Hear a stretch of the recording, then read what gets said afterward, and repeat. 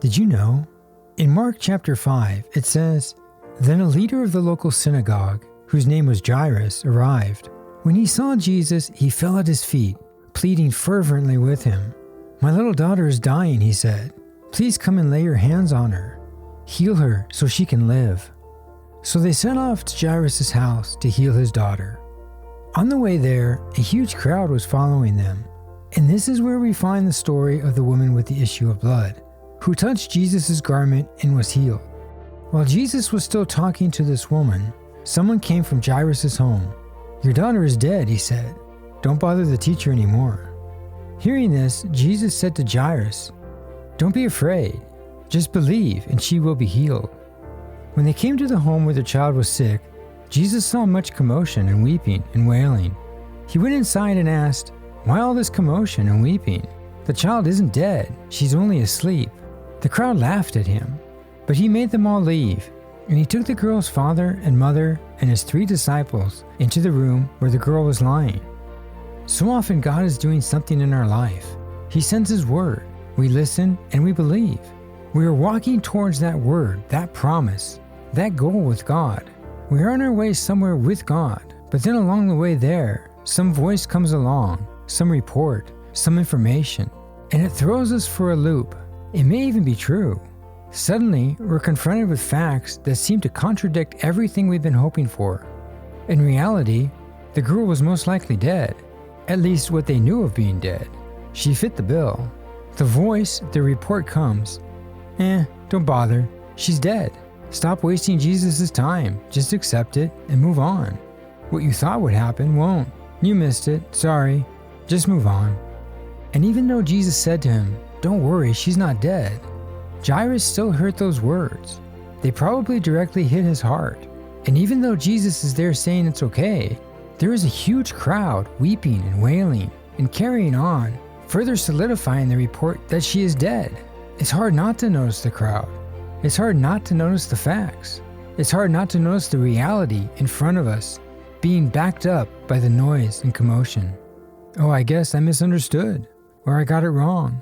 Maybe Jesus isn't going to heal my daughter. I guess it's too late. I missed my miracle. I should just face the facts. Here's a desperate guy, on his way to bring his sick daughter help. They're already late because they unexpectedly stopped to heal the woman with the issue of blood. So he is extra stressed, I'm sure. Every second counts, we need to get there. And then here comes people from his own house. 'Don't bother, she's dead, it's too late.' But Jesus was unfazed by those words, for he knew the truth. The crowd didn't see what he saw and didn't know what he knew. The crowd was only responding to what was right in front of their face, and they took that as absolute truth. There are 2 truths, 2 realities, if you will, happening at the same time. There is the reality that the girl is dead. Then there is the reality that Jesus is saying she's not dead, but only sleeping. So the reality according to what we know about the girl, and the reality according to what Jesus knows about the girl. Sometimes what we know and see and accept as truth isn't always the only option. Or maybe there is something beyond what we see and hear that is actually the real truth. A truth greater than the one right in front of us.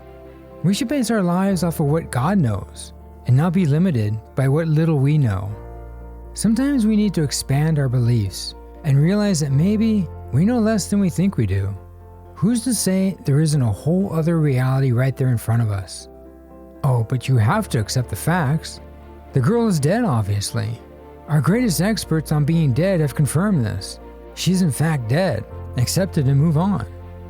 I wonder how many things we are missing out on because we just accept these so-called facts and move on. We don't always have to accept words as truth, even if they appear real, especially when they are in direct opposition to what God is saying. Don't let any voice come and talk you out of something you know God has said and convince you it's too late, no matter how real or factual it appears to be. Stick with what God is saying. People don't always see the whole picture. Just because you don't believe something is true doesn't mean it's not possible. We can be tempted to start responding to the weeping, the wailing, the report, the commotion.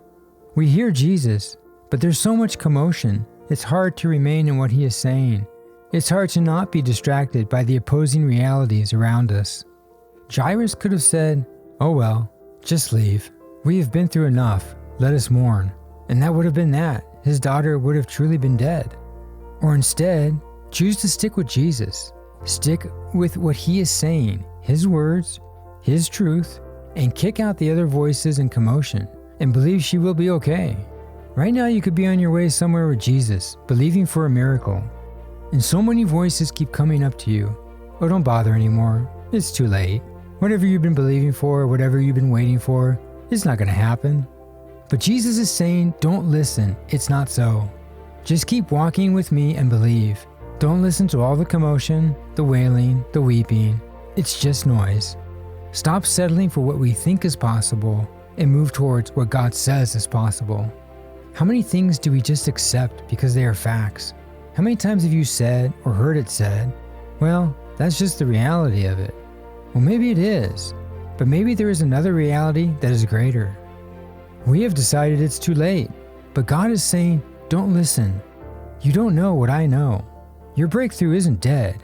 It's still there. We just need to keep walking and believe. The answer for Jairus' daughter was simply to get rid of everything that was opposing the words Jesus was saying. Kick them out and make them leave.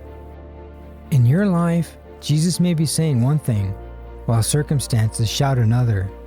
Choose to stick with Jesus' words, even when faced with contradictory and opposing reports or discouraging facts. Choose to stick with what God knows about your situation. And just like Jairus' daughter, the impossible will become possible for you.